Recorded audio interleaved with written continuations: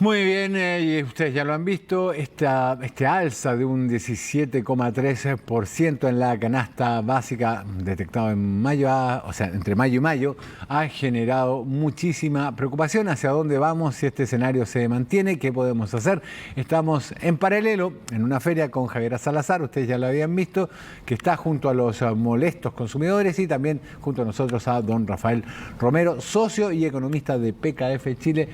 Don Rafael, qué gusto tenerlo por acá. Muy buenos días, muchas gracias por la invitación. A ver, lo esencial, ¿cómo se mide la canasta básica? ¿Qué productos entran en una canasta básica? Sí, bueno, la canasta básica contiene básicamente los alimentos que consume la población, ¿verdad? Alimentos, frutas, verduras. También contiene productos que no son alimentos, por ejemplo, temas de calefacción. Ya. Así que básicamente, bueno, la idea es poder medir cuál es el consumo, ¿verdad?, de una familia promedio y poder llevar el registro. Hace algunos años atrás se hizo un cambio, ¿verdad? Se estandarizó, se tomaron medidas nuevas. Por ejemplo, antes se calculaba el ingreso promedio familiar, que era el ingreso de la familia dividido por el número de personas. Hoy por hoy ese parámetro se ha cambiado, es algo un poco más complejo. Se habla de una familia equivalente, entonces a veces también ese dato genera alguna confusión. Una pregunta, ¿es la misma cantidad de productos para Punta Arenas que para Antofagasta? En Punta Arenas las verduras que estamos viendo en pantalla son carísimas, en Antofagasta, por ejemplo, tienen el mayor índice de sueldo, los sueldos más altos de todo el país. Santiago tiene mucha mayor oferta por la cantidad de predios agrícolas que la rodean. ¿Es la misma canasta? Bueno, básicamente es la misma canasta, lo cual podría parecer un poco inconsistente, pero bueno, esas son las limitaciones de las mediciones de información. El IPC, por ejemplo, bueno, toda esta información al final del día se basa en el IPC y bueno, como perfectamente se podría sostener que no cuesta lo mismo en Isla de Pascua que lo que en Santiago, por lo tanto son las limitaciones de la información, pero yo creo que son dentro de las posibles medidas lo mejor disponible. Sí, claro. A ver, ¿cuánto? Se ha subido un 17%. La inflación está derechita a los dos dígitos. Derechita, está en 9,9, va a ser sobre los dos dígitos. La guerra en Ucrania no cesa. El valor de las oleaginosas y la harina sube. Estados Unidos aumentó la tasa de interés, por lo tanto el dólar se vuelve más atractivo. Así es. Por tanto, más caro, todo lo que importamos sale más caro. ¿Tenemos algún horizonte de que esto empiece a estabilizarse o a bajar? Bueno, el horizonte ciertamente no es el corto plazo. Yo diría que por lo menos vamos a estar en una situación en los próximos año y medio, 2 años. De ahí ya, a partir de los 2 años, la mayoría de los economistas, ¿verdad?, plantean que esto podría bajar la inflación en Chile. Pero bueno, estamos sujetos a estos eventos externos. Tenemos una invasión. Saliendo de la pandemia, venía para acá reflexionando sobre lo duro que ha sido esta pandemia. Ha sido algo único. Las personas que pudieron mantener sus empleos estables en estos 2 años de pandemia son todos afortunados, porque no es fácil, ¿verdad? No ha sido fácil. Y bueno, saliendo de la pandemia nos toca, ¿verdad?, una guerra. Pero bueno, esas son las condiciones. Y parte también es debido a la pandemia. El Banco Central de Estados Unidos, la Reserva Federal, está subiendo sus tasas de interés. Y así también en Europa, porque para enfrentar la pandemia las mantuvieron extremadamente bajas por mucho tiempo. Entonces ahora es como un proceso de ajuste.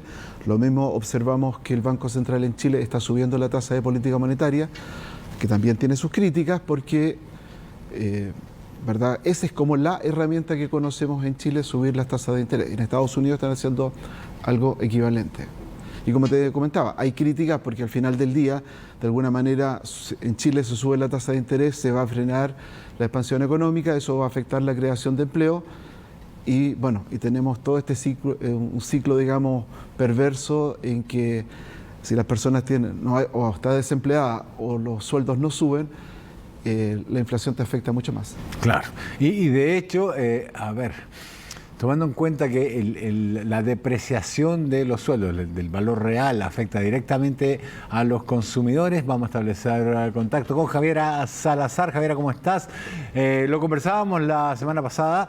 en las ferias donde, a ver, las alzas son menos bruscas, por así decirlo, porque la capacidad, mejor dicho, la infraestructura que se requiere para llegar a una feria libre es mucho menor que la de un supermercado. Sin embargo, eso no quita que los precios estén lenta pero sostenidamente subiendo también en las ferias libres. Claro, Rafa, retomamos contacto, ahora nos cambiamos igual de feria, ahora estamos en la feria de Roberto Espinosa, también en la comuna de Santiago Centro, donde podemos ver mayor flujo de personas que vienen hasta acá para poder comprar, y como tú señalabas, claro, en la feria podemos encontrar precios más baratos en las frutas y las verduras, pero lamentablemente, claro, hay una pequeña alza que lamentablemente también los clientes la perciben, y como hemos hablado en estas semanas, lamentablemente también ellos tienen que ver algunas otras alternativas, quizás comprar menos productos, tratar de comprar, por ejemplo, algún producto similar a otro. Por ejemplo, no sé, hablábamos también con algunas personas y nos señalaban que si los limones estaban un poco más caros, optaban, por ejemplo, por comprar tomates. De esa forma podían comer, claro, la verdura de tomate en vez de lechuga, porque la lechuga mucha gente utiliza el limón para poder aliñarla. Entonces, claro, ahí van viendo qué compran dependiendo de los precios que puedan encontrar, ¿no?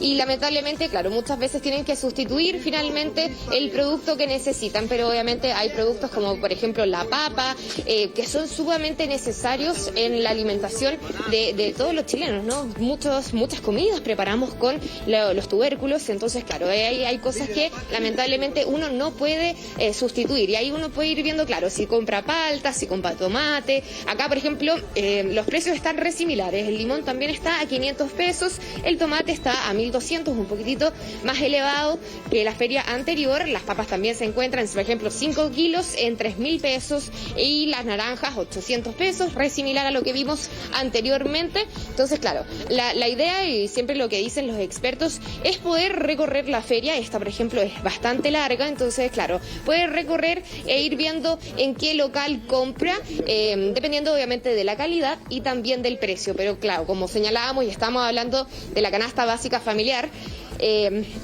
esta noticia económica lamentablemente deja a los compradores de una forma mucho más vulnerable, ¿no? Porque no pueden comprar todo lo que antes sí compraban por el mismo dinero. De hecho, vamos a preguntarle a ver si nos puede contestar. Disculpe, señora, estamos en vivo para Televisión Noticias. ¿Qué está comprando?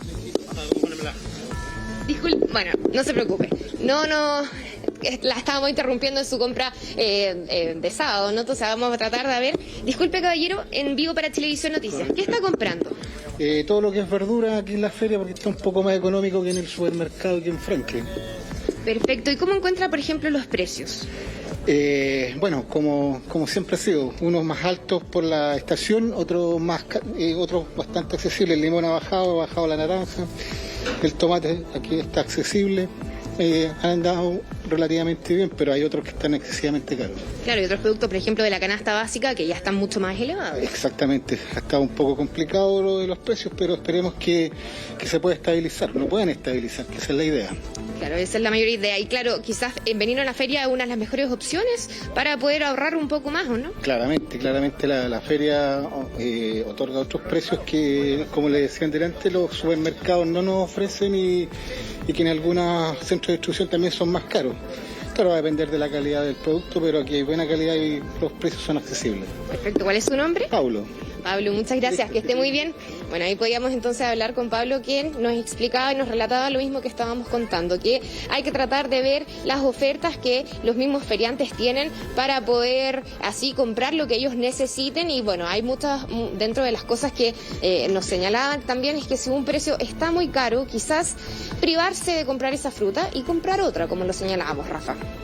Sí, correcto. Yo estaba viendo acá los precios y pensando que, salvo el alza de tasas, son pocas las opciones que se tienen, y que desgraciadamente la reducción del gasto público incide directamente en el otro punto que usted mencionaba, don Rafael, en la caída en el empleo. No, correcto. El alza en la tasa de interés va a afectar. La tasa de interés de política monetaria ya está en el 9%, a niveles bastante altos. Se espera todavía que pueda incrementarse un poco más. Y claro, eso no va a ayudar precisamente a la reactivación económica, que es la creación de empleo. Pero es la herramienta que podemos utilizar. A veces se habla, por ejemplo, de fijación de precios, pero eso puede ser efectivo en un par de meses, pero luego las leyes de la oferta y la demanda van a seguir operando. Si a los productores les decimos usted no puede vender el kilo de papas, por ejemplo, estaba como a 1.000 pesos, se lo fijamos a 500 pesos, no vamos a tener quien pueda ofrecer a ese precio. Por lo tanto, la herramienta que tenemos disponible y que fue efectiva, ¿verdad?, por muchos años, esta tasa de interés del Banco Central que se le llama la TPM o tasa de política monetaria, ¿verdad?, es la herramienta y tenemos que de alguna manera todos los consumidores confiar y darle el apoyo al Banco Central, porque fue muy efectivo por muchos años y esperamos que sea efectivo en esta ocasión. ¿Cuáles son las cifras a las que uno debería estar atento? Como yo sé que le estoy pidiendo casi que sea adivino, pero hablemos de rangos. ¿De qué rangos de tasa de política monetaria estamos hablando para decir de quién más empieza a descender? ¿De qué rangos de inflación estamos hablando para decir, vemos el final del túnel? ¿De qué rangos de desempleo estamos hablando? Claro, no, la tasa de política monetaria, como te contaba, está en el 9%, se espera que suba más, pero ya hay consenso en la mayoría de los analistas. Yo creo que estamos llegando a una tasa ya techo, es decir, llegado a este 9,5% se mantendrá por un tiempo, luego empezará a reducirse. Y bueno, las variaciones de IPC tenemos que estar atentos todos los meses, ¿verdad? En los últimos 3, 4 meses hemos tenido variaciones del IPC por sobre el 1%. Muy sobre lo esperado. Hay que compararlo con lo que estábamos acostumbrados o lo que se llama la meta del Banco Central, que era una variación del 3% al año. Entonces, ese 3% ya lo conseguimos en 3 o 4 meses. Por lo tanto, ¿verdad?, ya estamos ahora en junio, ¿cierto? A principios de julio vamos a conocer el IPC de este año, de este mes, de junio. Si cede un poco, si va bajando, eso van a ser buenas noticias. Ya, ¿y el desempleo? ¿Tenemos algún índice al que podamos llegar? Claro, el tema del desempleo también es una variable, no es tan simple de ver porque va a depender mucho si las personas están buscando empleo en forma activa o no. Entonces, ese es un indicador que es complejo porque si la gente sale del mercado laboral. Exactamente, si la gente sale del mercado laboral porque estuvo varios meses buscando y no encontró nada, y en la próxima encuesta va a aparecer que no está buscando. Por lo tanto, el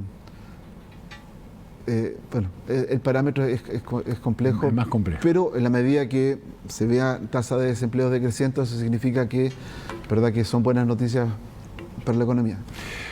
Don Rafael Romero, socio economista de PKF Chile, muchísimas gracias por haber venido aquí sábado en la mañana. También académico de la Universidad Alberto Hurtado. Académico también. Un gusto entonces, profesor.